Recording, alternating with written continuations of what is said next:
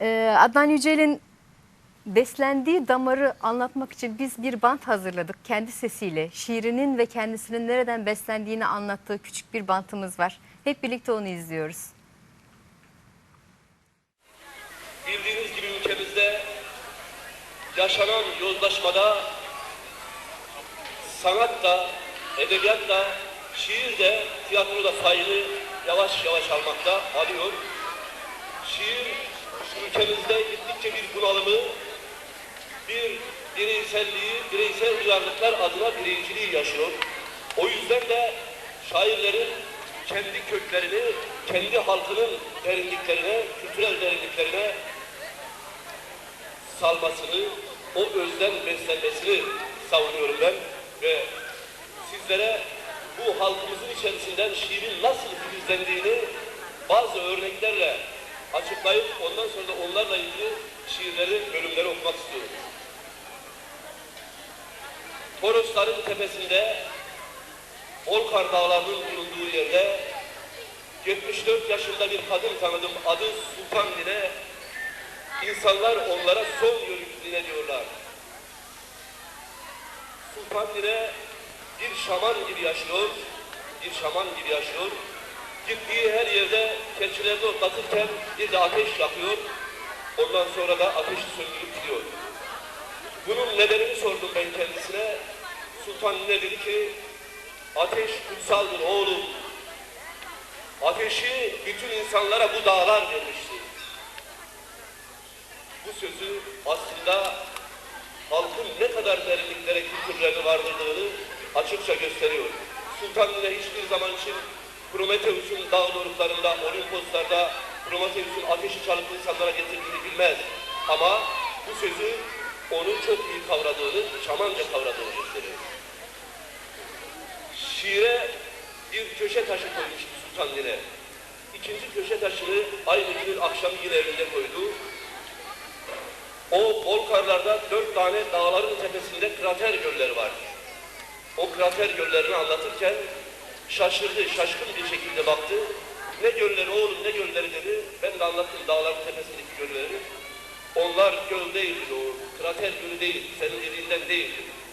Onlar kartal çimekleri, yavrum kartal çimekleri.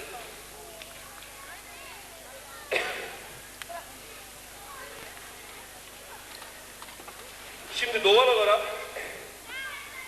Sultan Nine'nin sözleri şu şekilde dökülüyor dilime. Kökler yapraklarında titreyen şafak, tanrıları uyandırırken doruklarında kutsal sözler seni söyledi bütün insanlara. İlk ateş yüreğinden çalındı güpegündüz. Bir tanrı zulüm üstüne sevgiyi nakışladı. O günden sonra da bütün ölümlere inat, kardelenler hep göğsünde kışladı. Çok lifli bir düş urganıydı zaman. Her lifine bir söylence yağıyor şimdi. Geyikli türküler çoğalıyor geçitlerinde. Kartal çimeği krater göllerini söyledi. Gökyüzü kapılarının buz renkli gıcırtılarından duydum. Uçurumlarında ağıtlar yankılanıyor daha. Kuş kanatlarında mevsimler oynaşıyor. Davuçlarında bulutlar çözüyor kör düğümleri. Gizemli göğüslerinde ışıltılar kaynaşıyor. Şimdi sizleri Sultan Nine'den alıp bir kez Bindoğa Dağları'nın doruklarına Ebegüllü denilen bir kadının sözlerine getirmek istiyorum. 70 yaşlarında bir kadın. Doğum sancısından başka hiçbir hastalık geçirmemiş, doğal bir şekilde yaşıyor. Orada Çokak Pınarları denilen çok güzel soğuk su pınarlar var. Orayı gezdikten sonra evine geldik. Ben ona ağır yüzlü kadın diyorum. Dedi ki, Çokak Pınarlarını gezdiniz mi? Suları nasıldı? Ben de sularının çok soğuk olduğunu söyledim. Neden diye sordu. Ben de kayaların dibinden çıkıyor o sular dedim. O yüzden soğuktur. Hayır dedi. O yüzden soğuk değil. Çınarların gölgesinde akıyor. Hep o yüzden soğuktur dedim. Hayır o yüzden de değil. Peki neden soğuk oldu pınarların dedim de. O pınarlar ay altında her gece yalnız yatarlar oğlum. O yüzden dedi. O yüzden soğuk. Halkımızın köklerine dayanarak seslenmek istiyorum sizlere. Bu analar, bu nineler bir türlü bitmiyor.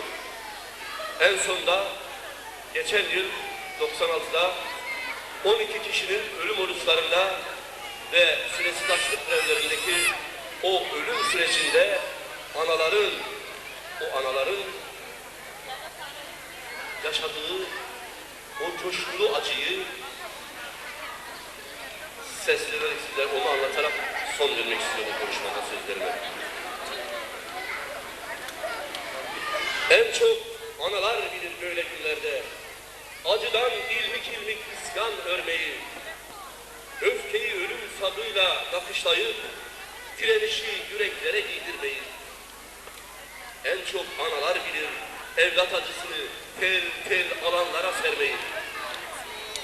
Her gece camlar kırılır düşlerinde, hücreler parçalanır, gözleri sığmaz olur ufuk çizgilerine, sesleri sabır kayalıklarında yankılanır. Her ölümle yeniden kabarır öfkeleri, ölümsüzlük denizlerinde dalgalanır. Su savrulur, toprak kavrulur, zulüm boğulur, analar bir kıyamet, bir tufan olur.